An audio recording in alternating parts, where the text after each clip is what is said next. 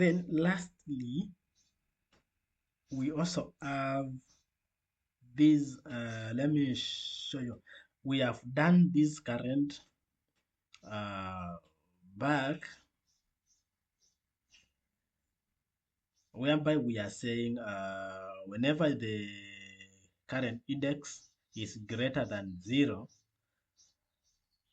and someone is pressing that button, the back appears and it goes -1.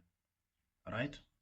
Then we also have another one, which is custom button, and this, it is title is just is last slide. If last slide, then get started, else go next. All right. On press, we have this one, this function, which is being called here, and it is just straightforward, telling you you go handle next. And we have some style here. The style button current index is greater than 0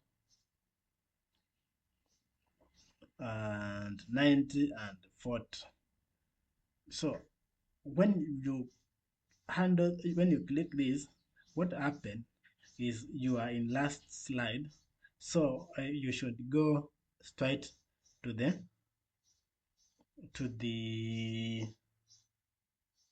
where is that button that under the next. So you see, undo next. You can say if it's last slide, what will happen? Go straight to the sign up. Else, if